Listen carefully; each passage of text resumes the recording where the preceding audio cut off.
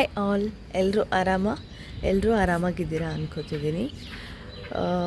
So ಏನಿವತ್ತು ಟೆರಸಿಗೆ ಬಂದು vlog ಮಾಡ್ತಿದ್ದೀನಿ ಅಂತ ಯೋಚನೆ ಮಾಡ್ತಿದ್ದೀರಾ? ಏನೂ ಇಲ್ಲ, ಸುಮ್ಮನೆ ಹೀಗೆ ಬೆಳಗ್ಗೆ ಇದ್ದಾಗ ಕ್ಲೈಮೇಟ್ ತುಂಬ ಚೆನ್ನಾಗಿರುತ್ತೆ. ಆ್ಯಕ್ಚುಲಿ ತುಂಬ ಚಳಿ ಇದೆ.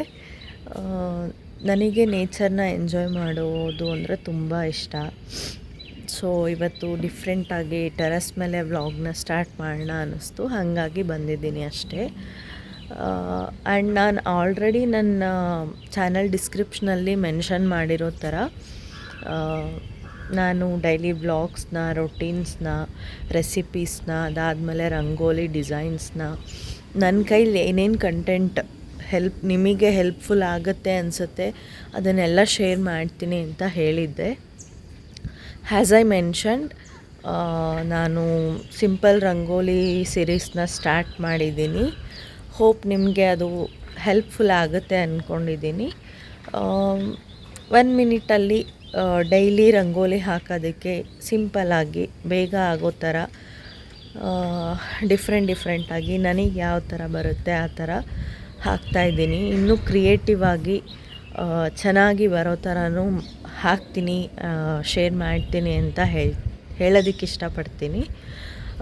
ಸೊ ತುಂಬ ಚಳಿ ಇದೆ ಆ್ಯಕ್ಚುಲಿ. ಅಥರ್ ಮತ್ತು ನಮ್ಮ ಮನೆಯವ್ರು ಇನ್ನೂ ಮಲಗಿದ್ದಾರೆ. ಸೊ ಅವ್ರು ಎದ್ದೇಳೋ ಅಷ್ಟರಲ್ಲಿ ನಂದೆಲ್ಲ ಕೆಲಸ ಮುಗಿಸಿ ಅರ್ಧ ಅಡುಗೆ ಮುಗ್ದಿದ್ರೆ ಆರಾಮಾಗಿರುತ್ತೆ ಅಷ್ಟೇ. ಇಲ್ಲ ಅಂದರೆ ಅವನ್ನ ಕರ್ಕೊಂಡು ಮಾಡಬೇಕು ಅಷ್ಟೇ, ಏನು ಡಿಫ್ರೆನ್ಸ್ ಇರಲ್ಲ. ಸೊ ಇವತ್ತು ಇಷ್ಟೇ, ಇದು ಸಿಂಪಲ್ಲಾಗಿ ವ್ಲಾಗ್ ಸ್ಟಾರ್ಟ್ ಮಾಡೋದಕ್ಕೆ ಟೆರಸಿಗೆ ಬರಬೇಕು ಅಂತ ಅನ್ನಿಸ್ತು. ಸೊ ಬಂದು ಇಲ್ಲಿ ಆರಾಮಾಗಿ ವಾಕ್ ಮಾಡ್ತಾ ವ್ಲಾಗ್ನ ಸ್ಟಾರ್ಟ್ ಮಾಡಿದ್ದೀನಿ. ಸೊ ಇವತ್ತಿನ ಹೋಲ್ ಡೇ ಯಾವ ಥರ ಇರುತ್ತೆ ಅಂತ ತೋರಿಸ್ತೀನಿ. ನನ್ನ ಲೈಫಲ್ಲಿ ಬೆಳಗ್ಗೆ ಎದ್ದಾಗಿಂದ ನೈಟ್ ತನಕ ರೊಟೀನ್ಸ್ ಏನಿರುತ್ತೆ ಅಂತ ಇವತ್ತಿನ ವ್ಲಾಗಲ್ಲಿ ನೀವು ನೋಡ್ಬೋದು.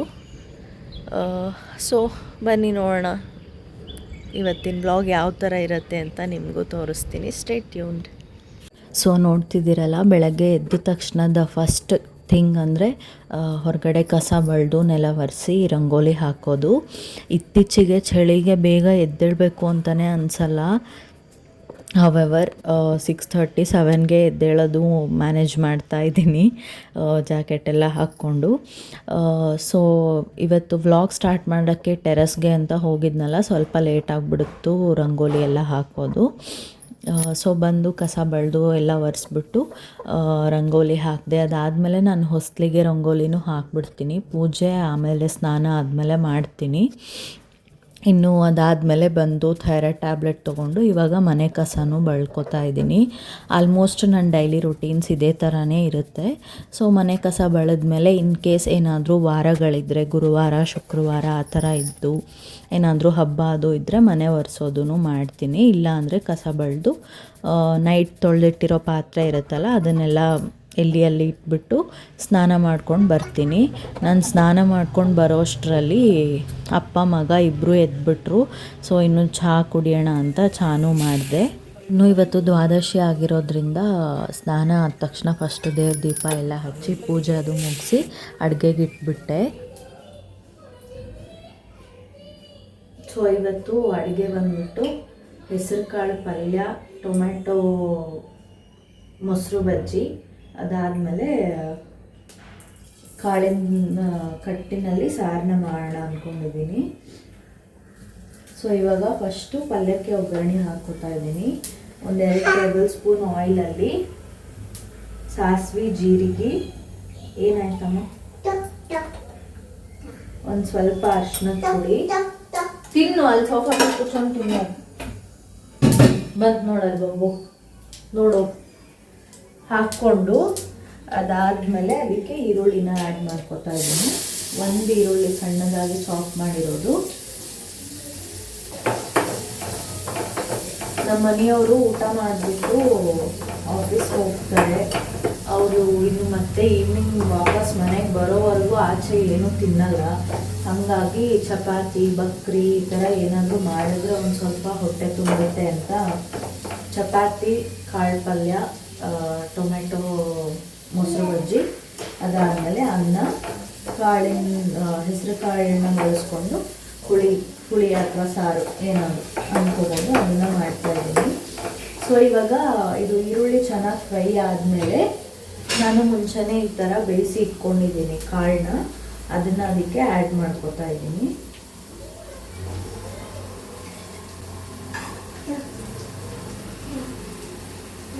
ಅಲ್ಲಿ ಇಸ್ಕೊರಿ ನೀವು ಕೈ ಮುಸಿರಲ್ಲ. Thank you.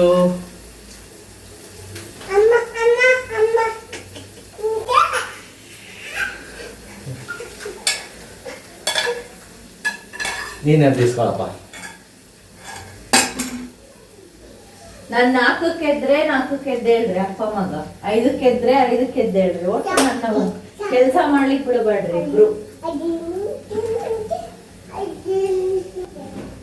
ಸೊ ಇವಾಗ ಪಲ್ಯಕ್ಕೆ ಕಾಳನ್ನ ಸೇರಿಸ್ಕೊಂಡ್ಮೇಲೆ ಇನ್ನೂ ಒಂದು ಸ್ವಲ್ಪ ಕಾಳನ್ನ ಉಳಿಸ್ಕೊಂಡಿದ್ದೀನಿ, ಹೇಳದ್ನಲ್ಲ ಹುಳಿ ಅಥವಾ ಸಣ್ಣವಾದ ಅದು ಸ್ವಲ್ಪ ಹೊತ್ತು ಹೊರಗಿಡ್ಬೇಕು. ಊಟ ಮಾಡಿಸ್ತೀನಿ ಆಗದ ಅನ್ನ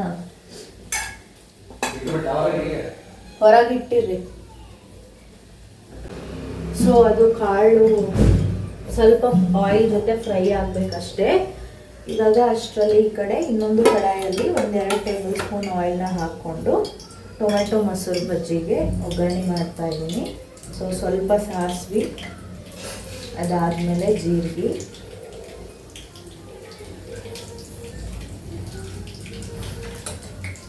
ಒಂದು ಸ್ವಲ್ಪ ಅರಿಶಿನದ ಪುಡಿ, ಸ್ವಲ್ಪ ಇಂಗು, ಅದಾದಮೇಲೆ 2-3 ಚಿಕ್ಕದಾಗಿ ಚಾಪ್ ಮಾಡಿ ಇಟ್ಕೊಂಡಿರೋ ಟೊಮೆಟೊನ ಆ್ಯಡ್ ಮಾಡ್ಕೊತಾ ಇದ್ದೀನಿ. ಆ್ಯಕ್ಚುಲಿ ಈ ಥರ ಕಾಳು ಬೇಯಿಸ್ಬಿಟ್ಟು ಪಲ್ಯ ಮಾಡಿದ್ರೆ ನಮ್ಮ ಮನೇಲಿ ಯಾರಿಗೂ ಇಷ್ಟ ಆಗಲ್ಲ. ಮೊಳಕೆ ತರಿಸಿರೋ ಕಾಳುಗೆ ಒಗ್ಗರಣೆ ಕೊಟ್ಟು ಮಾಡಿದ್ರೇ ಇಷ್ಟಪಡ್ತಾರೆ. ಬಟ್ ನಾನು ಇನ್ನೇ ನೆನೆ ಹಾಕಿರಲಿಲ್ಲ ಅಲ್ವಾ. ಆ್ಯಂಡ್ ತರಕಾರಿನೂ ಖಾಲಿ ಆಗಿದೆ ಮನೆಯಲ್ಲಿ. ನಾವು ನಾಳೆ ಊರಿಗೆ ಹೋಗ್ತಿರೋದ್ರಿಂದ ಮತ್ತೆ ತರಕಾರಿ ತಂದರೆ ಸುಮ್ಮನೆ ವೇಸ್ಟ್ ಆಗುತ್ತಲ್ವ. ಹಾಗಾಗಿ ಮನೇಲಿ ಏನಿದೆ ಅದಿಷ್ಟನ್ನು ಅಡುಗೆ ಮಾಡಿ ಮುಗಿಸೋಣ ಅಂತ ಮಾಡ್ತಾ ಇರೋದು. ಸೊ ಇವಾಗ ಈ ಪಲ್ಯಕ್ಕೆ ರುಚಿಗೆ ಎಷ್ಟು ಬೇಕೋ ಅಷ್ಟು ಉಪ್ಪನ್ನ ಆ್ಯಡ್ ಮಾಡ್ಕೊತಾ ಇದ್ದೀನಿ.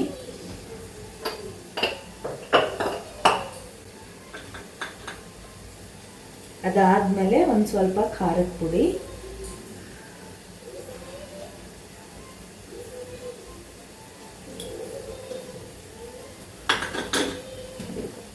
ಆ್ಯಂಡ್ ಇದು ಮಸಾಲ ಪುಡಿ. ಇದು ನಮ್ಮ ಅತ್ತೆ ಮಾಡಿರೋದು, ನಮ್ಮ ಅಮ್ಮನ ತಮ್ಮನ ಹೆಂಡತಿ. ಎಲ್ಲದಕ್ಕೂ ಬಳಸ್ಬೋದು, ತುಂಬ ಸೂಪರಾಗಿರುತ್ತೆ. ಈ ಸಲ ಏನಾದರೂ ನನ್ನ ಮತ್ತೆ ಮನೆಗೆ ಹೋದಾಗ ಇದನ್ನು ಯಾವ ಥರ ಮಾಡೋದು ಅಂತ ತಿಳ್ಕೊಂಡು ನಿಮಗೂ ಹೇಳ್ತೀನಿ. ಗ್ರೇವಿ ಆಗಿರ್ಬೋದು, ಸಾಂಬಾರು ಎಲ್ಲದಕ್ಕೂ ಚೆನ್ನಾಗಿರುತ್ತೆ. ಸೊ ಈ ಮಸಾಲ ಪುಡಿನ ಒಂದು ಸ್ವಲ್ಪ ಹಾಕ್ಕೊತಾ ಇದ್ದೀನಿ.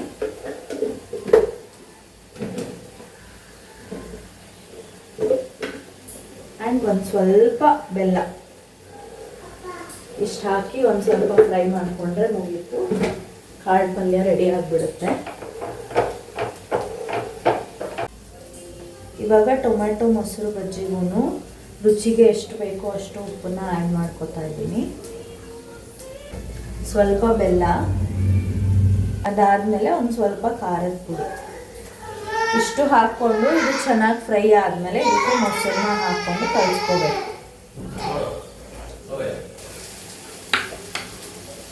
ಸೊ ಪಲ್ಯ ರೆಡಿ ಆಯಿತು.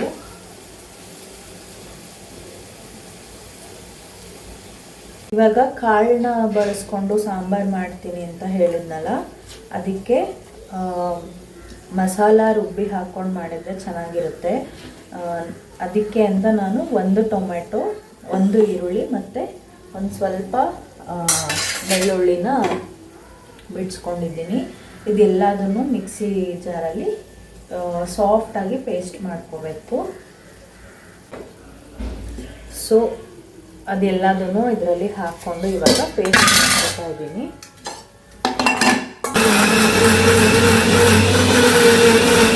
ಸೊ ಇವಾಗ ಇದು ಫೈನಾಗಿ ಪೇಸ್ಟ್ ಆಗಿದೆ.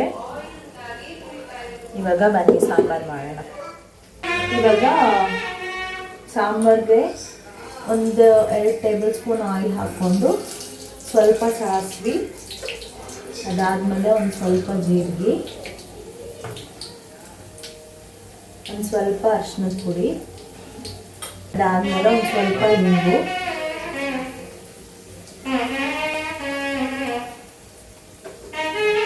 ಹಾಕ್ಕೊಂಡು ಇವಾಗ ಇದನ್ನ ಪೇಸ್ಟ್ ಮಾಡಿ ಇಟ್ಕೊಂಡಿದ್ವಲ್ಲ ಅದನ್ನ ಆ್ಯಡ್ ಮಾಡ್ಕೊತಾ ಇದ್ದೀನಿ.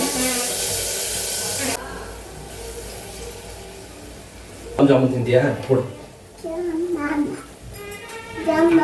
ಜಾಮಾಮ ಅಲ್ವೋ, ಗುಲಾಬ್ ಜಾಮೂನ್.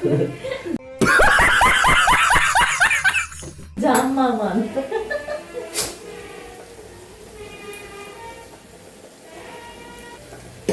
ಇವಾಗ ಆ ಮಸಾಲ ಹಸಿ ವಾಸನೆ ಹೋಗೋವರೆಗೂ ಒಂದು ಸ್ವಲ್ಪ ಫ್ರೈ ಮಾಡ್ಕೋಬೇಕು. ಸೊ ಇದು ಮಸಾಲ ಚೆನ್ನಾಗಿ ಫ್ರೈ ಆಗಿದೆ. ಇವಾಗ ಇದಕ್ಕೆ ಮುಂಚೆನೇ ಬೇಯಿಸಿಟ್ಕೊಂಡಿದ್ನಲ್ಲ ಆ ಕಾಳನ್ನ ಸೇರಿಸ್ಕೊತಾ ಇದ್ದೀನಿ. ಈ ಟೊಮೆಟೊ ಮೊಸರು ಬಜ್ಜಿಗೆ ಟೊಮೆಟೊ ಚೆನ್ನಾಗಿ ಫ್ರೈ ಆಗಿದೆ. ಸೊ ಇವಾಗ ಅದನ್ನು ಸ್ಟವ್ ಆಫ್ ಮಾಡಿಬಿಟ್ಟು ತೆಗೆದಿಟ್ಬಿಡ್ತೀನಿ. ಆಮೇಲೆ ಲಾಸ್ಟಿಗೆ ಮೊಸರು ಮತ್ತು ಪುಟಾಣಿ ಪುಡಿ ಹಾಕಿ ಕಲಿಸ್ಕೊಂಡ್ರೆ ಆಯಿತು.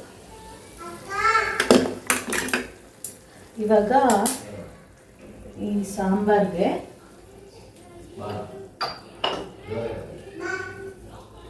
ರುಚಿಗೆ ತಕ್ಕಷ್ಟು ಉಪ್ಪು,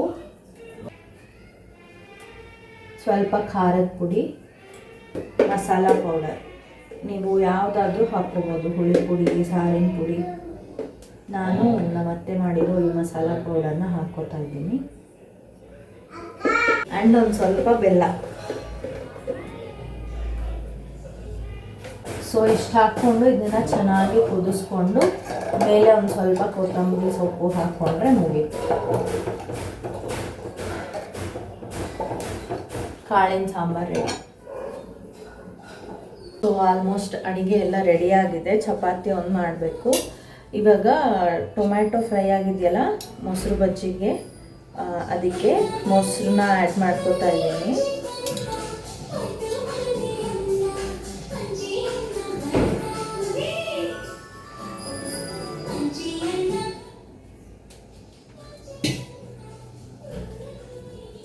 ಮೊಸರು ಆ್ಯಡ್ ಮಾಡ್ಕೊಂಡ್ಮೇಲೆ ಒಂದು ಸ್ವಲ್ಪ ಪುಟಾಣಿ ಪುಡಿನೂ ಹಾಕ್ಕೋಬೇಕು.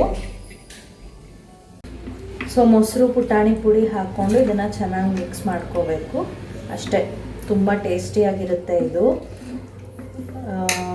ಇವಾಗ ಚಪಾತಿ ಒಂದು ಮಾಡಬೇಕಷ್ಟೆ. ಸಾಂಬಾರನ್ನು ರೆಡಿ ಆಯಿತು. ಸೊ ಚಪಾತಿ ಮಾಡಿ ಆದಮೇಲೆ ನಮ್ಮ ಹಸ್ಬೆಂಡ್ ಕೈಲೇ ರಿವ್ಯೂ ಕೊಡಿಸ್ತೀನಿ ಯಾವ ಥರ ಆಗಿದೆ ಅಡುಗೆ ಎಲ್ಲ ಅಂತ. ಓಕೆನಾ? ವೆಯ್ಟ್ ಮಾಡಿ. ರಜೆಯನ್ನ ಕೂಡ ಘೋಷಿಸಿದೆ ವ್ಯಕ್ತಿಪಡಿಸಿದ್ದಾರೆ. ಹೌದಾ? ಪಲ್ಯ ನಾ ಹೇಳಿದ್ನಲ್ಲ ಅವರಿಗೆ, ಕಾಳು ಮೊಳಕೆ ಬಂದಿದ್ದು ಮಾತ್ರ ಇಷ್ಟ ಆಗ್ತದ. ಟೇಸ್ಟ್ ಆಗದ ಇಲ್ಲ. So it's time for my review. ಇವಾಗ ಫಸ್ಟು ಮೊಸರು ಬಜ್ಜಿ ಯಾವ ಥರ ಆಗಿದೆ ಅಂತ ನೋಡೋಣ.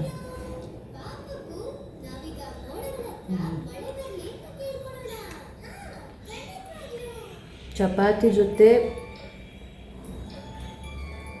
ಇದು ಆ್ಯಕ್ಚುಲಿ ಬಿಸಿ ಅನ್ನದ ಜೊತೆ ತುಂಬ ಇಷ್ಟ ಆಗುತ್ತೆ ನನಗೆ. ಬಟ್ ಇವತ್ತು ಚಪಾತಿ ಜೊತೆನೂ ಸಖತ್ತಾಗಿದೆ, ಸಖತ್. ಆ್ಯಂಡ್ ಏನು ಗೊತ್ತಾ, ಕಾಳು ಪಲ್ಯ ನಮ್ಮ ಮನೆಯವ್ರಿಗೆ ಇಷ್ಟ ಆಗಲ್ಲ ಅಂತ ಹೇಳಿದ್ನಲ್ಲ ನಾನು. ನೋಡೋಣ.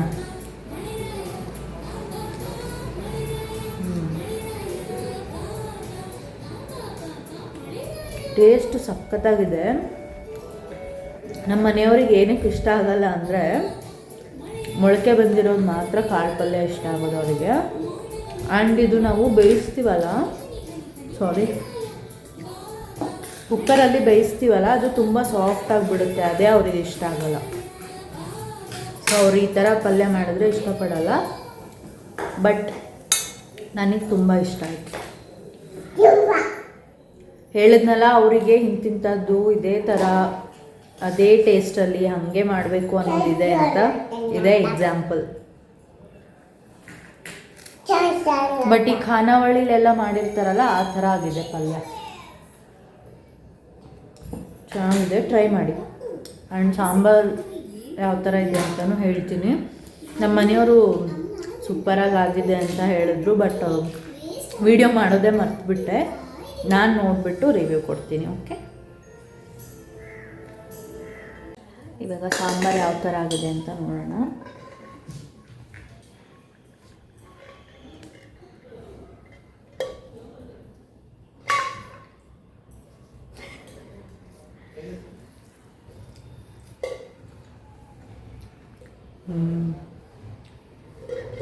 ನಮ್ಮ ಮನೆಯವರು ಹೇಳಿದ್ರು ತುಂಬ ಚೆನ್ನಾಗಾಗಿದೆ ಅಂತ.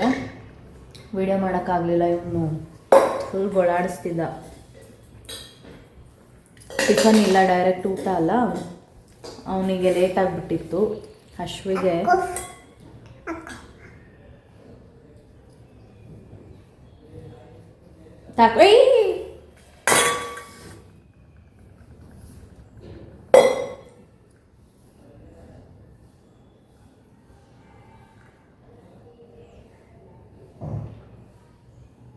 ಎಷ್ಟು ಡ್ರಾಮಾ ಮಾಡ್ತಾನೆ ನೋಡಿ, ಮತ್ತೆ ಬೈತೀನಿ ಅಂತ.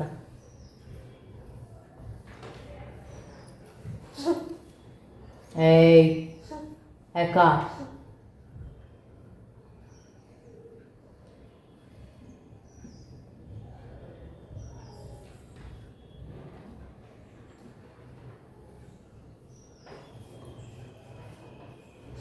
ಏಯ್ ಚೋ, ಕೈ ಕಟ್ ಕಟ್, ಕೈ ಕಟ್, ಎರಡು ಕೈ ಕಟ್ಟು ಸರಿಗೆ.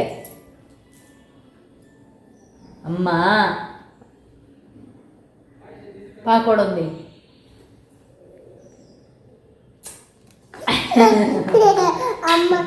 ಇನ್ನು ನಮ್ಮದೆಲ್ಲ ಊಟ ಆದಮೇಲೆ ಅಥರ್ವನ್ನ ಮಲಗಿಸ್ಬಿಟ್ಟೆ. ನಮ್ಮ ಮನೆಯವ್ರೂ ಆಫೀಸಿಗೆ ಹೋದರು. ಸೊ ಅದಾದಮೇಲೆ ಇದು ಒಂದು ನನ್ನ ಡೈಲಿ ರೊಟೀನಲ್ಲಿ ಫಿಕ್ಸ್ ಇರುತ್ತೆ, ಪಾತ್ರೆ ತೊಳೆಯೋದು. ನನ್ನ ತಂಗಿಗೆ ವಿಡಿಯೋ ಕಾಲ್ ಮಾಡಿರ್ತೀನಿ, ಅವಳು ಆ ಕಡೆ ಪಾತ್ರೆ ತೊಳಿತಿರ್ತಾಳೆ, ನಾನು ಈ ಕಡೆ ಪಾತ್ರೆ ತೊಳಿತಿರ್ತೀನಿ. ಇಬ್ಬರು ಮಾತಾಡ್ತಾ ಹರಟೆ ಹೊಡಿತಾ ಕೆಲಸ ಮಾಡ್ಕೋತೀವಿ. ಹಾಗಾಗಿ ಕೆಲಸ ಮಾಡಿದ್ದೇ ಗೊತ್ತಾಗಲ್ಲ. ಹೇಳಿದ್ನಲ್ಲ, ಇದು ಒಂಥರ ರೊಟೀನ್ ಥರ ಆಗಿಬಿಟ್ಟಿದೆ ನಮಗೆ. ನನಗೇನಾದರೂ ಪಾತ್ರೆ ತೊಳೆಯೋಕ್ಕೆ ಪೇಷನ್ಸ್ ಇಲ್ಲ ಅಂದರೆ ಅವಳಿಗೆ ವಿಡಿಯೋ ಕಾಲ್ ಮಾಡಿಬಿಡ್ತೀನಿ. ಇಬ್ಬರು ಮಾತಾಡಿಕೊಂಡು ನಾನು ವಿಡಿಯೋ ಕಾಲ್ ಮಾಡಿದೆ ಅಂದರೆ ಅವಳು ಸೀದಾ ಕಿಚನಿಗೆ ಬರ್ತಾಳೆ. ಅವಳು ಪಾತ್ರೆ ತೊಳೆಯೋದಿತ್ತು ಅಂದರೆ ತೊಳಿತಾಳೆ, ಇಲ್ಲ ಅಡುಗೆ ಮಾಡೋದು ಏನು ಕೆಲಸ ಇರುತ್ತೆ ಅದು ಹರಟೆ ಹೊಡ್ಕೊಂಡು ಕೆಲಸ ಮಾಡಿಬಿಡ್ತೀವಿ. ಸೊ ಇದು ಒಂದು ಟಿಪ್ಸ್ ಅಂತಲೇ ಅಂದ್ಕೊಳ್ಳಿ. ನಿಮಗೂ ಪೇಷನ್ಸ್ ಇಲ್ಲದೆ ಇದ್ದಾಗ ಈ ಥರ ನೀವು ಯಾರಿಗೆ ತುಂಬ ಕ್ಲೋಸ್ ಇರ್ತೀರ ಅವರಿಗೆ ವಿಡಿಯೋ ಕಾಲ್ ಮಾಡಿ ಹರಟೆ ಹೊಡಿತಾ ಕೆಲಸ ಮಾಡ್ಕೊಂಬಿಡಿ. ಕೆಲಸ ಮಾಡಿದ್ದೇ ಗೊತ್ತಾಗಲ್ಲ. ಇನ್ನು ದ್ವಾದಶಿ ಆಗಿರೋದ್ರಿಂದ ಬೆಳಗ್ಗೆ ಬೇಗ ಊಟ ಆಗಿತ್ತಲ್ಲ, ನನಗೆ ಅಥರ್ವಂಗೆ ಹಸಿವಾಗ್ತಿತ್ತು. ಸೊ ದೋಸೆ ಹಿಟ್ಟಿತ್ತು, ದೋಸೆ ಮಾಡ್ಕೊಂಡು ತಿನ್ನೋಣ ಅಂತ ಇವಾಗ ದೋಸೆ ಮಾಡ್ತಾಯಿದ್ದೀನಿ. ದೋಸೆ ತಿಂತಿ ಮತ್ತೇನು ಬೇಕು? ಮತ್ತೆ ಮೊಮ್ಮಮ್ಮ ಬೇಕಾ? ದೋಸೆ ಬೇಕಾ ಮೊಮ್ಮಮ್ಮ ಬೇಕಾ?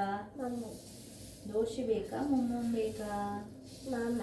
ದೋಸೆ ಬೇಕಾ ಮೊಮ್ಮಮ್ಮ ಬೇಕಾ? ದೋಸೆ ಬೇಡ, ದೋಚಿ ಬೇಡ. ಯಾಕೋ? ಇದು ತುಪ್ಪ, ಉಪ್ಪ ಅಲ್ಲ ತುಪ್ಪ. ಏನದು? ಇಲ್ಲಿ ನೋಡು, ಯಮ್ಮಿ ಯಮ್ಮಿ ದೋಸೆ.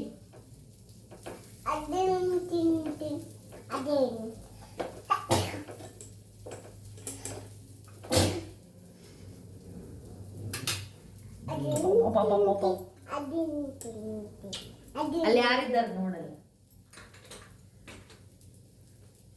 ನಿಂಚು ಹಾಕೊಡೊಂದು ಶೀಯದಪ್ಪ. ಈ ಕಡೆ ಈ ಕಡೆ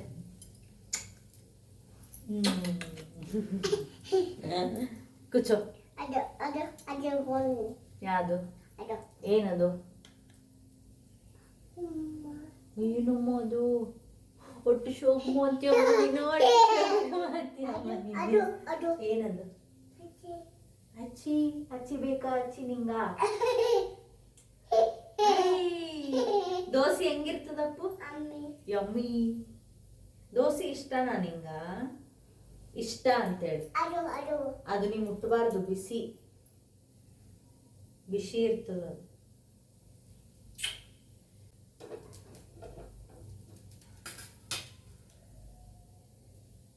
ಸೊ ಅಥರ್ವಂಗೆ ದೋಸೆ ತಿನ್ನಿಸ್ಬಿಟ್ಟು ಅದಾದಮೇಲೆ ನಾನು ದೋಸೆ ಮಾಡ್ಕೊಂಡು ತಿಂದೆ. ನಮ್ಮ ಮನೆಯವರು ಬರೋದು ಲೇಟ್ ಆಗುತ್ತೆ ಅಂತ.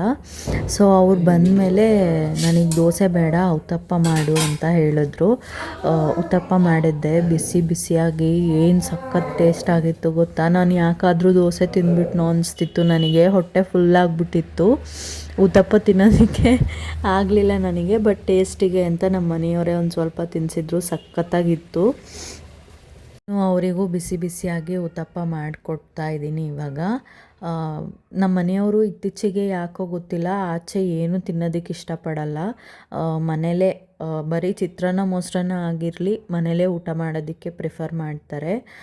ಆ್ಯಕ್ಚುಲಿ ಅದು ನಮಗೆ ಒಳ್ಳೆಯದು ಅಲ್ವಾ ಹೆಲ್ತಿಗೆ. ಹೊರಗಡೆ ಏನು ಟೇಸ್ಟಿಂಗ್ ಪೌಡರ್ಸು ಆಗಿರ್ಬೋದು, ಸೋಡಾ ಅದೆಲ್ಲ ಬಳಸ್ಕೊಂಡು ಮಾಡ್ತಾರೆ.